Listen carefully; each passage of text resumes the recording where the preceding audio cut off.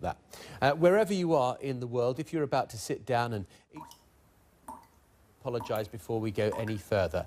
But a lump of fat the size of a double-decker bus and weighing 15 tonnes has been found in a drippy London sewer. The spongy yellow lump of fat, which apparently smells like the wettest dog you could ever imagine, is thought to be the largest fatberg ever seen in Britain. Who found the word fatberg? Took 3 weeks to get rid of, and if it hadn't been found, it could have caused raw sewage, you don't want to hear this bit, to spurt out of manholes and people's toilets. Don't say I didn't warn you. With me, Craig Rance from Thames Water, the company who found this enormous fatberg.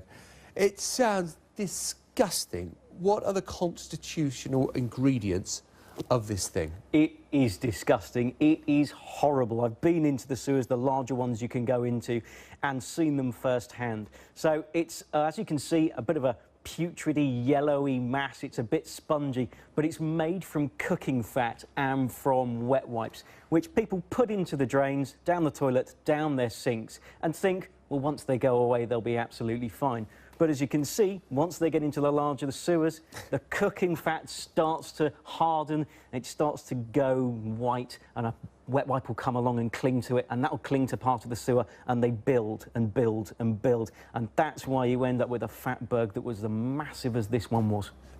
I had never heard the word fatberg before. Is this a kind of concoction that you've come up with? Because it's a brilliant word. It's a word our actual sewer flushers use. So sewer flushers? The guys who go down into the sewers themselves, and right under London, we've got large enough sewers that people can walk through them. And you'd be more than welcome to come and visit them yourselves if you wanted. Maybe Global could come live from a London sewer one day. I know the producers.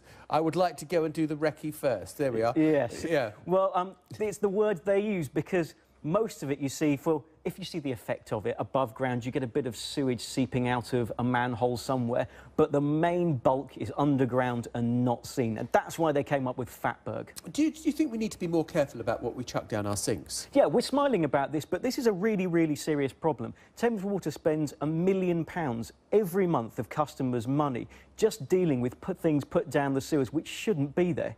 Yeah, and of course these are old Victorian sewers. Are the sewers themselves still fit for purpose? Yeah, the sewers are really, really good. I mean, Joseph Bazalgette put them in, certainly the ones under the centre of London, hundreds of years ago, and they were a proper Victorian engineering job. But we need to treat them right. And so when people are discarding wet wipes or they're putting cooking fat down there, thinking once it's gone, it's out of sight, out of mind, as you can see, this sewer was actually reduced down to 5% of its capacity.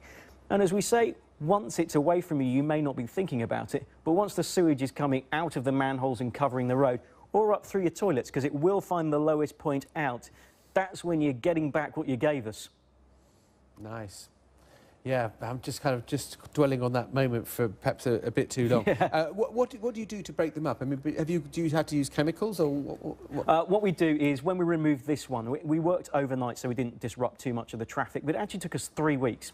What they'll do is they'll put a high pressure washer down there, they'll spray it with water, it will break it up, and then a big sort of tanker vacuum cleaner will suck it out. And that's why it suddenly became apparent as we were going through this, the size of this thing, that it was the volume of a double-decker bus. Craig, tell me this, is this a London problem or is this around the world people will have similar problems just by the nature of the awful rubbish that gets put down? Exactly. London, this is the one we found in London, but we're Thames Water. We cover out as far as Gloucestershire, so they have the problems with the same one. All the other water companies, same problem with them. So this will be a worldwide problem. Berlin, New York, France, all the people we speak to, their city sewers will be having this issue, which is why everyone needs to understand our sewer flushers mantra, which is bin it, don't block it.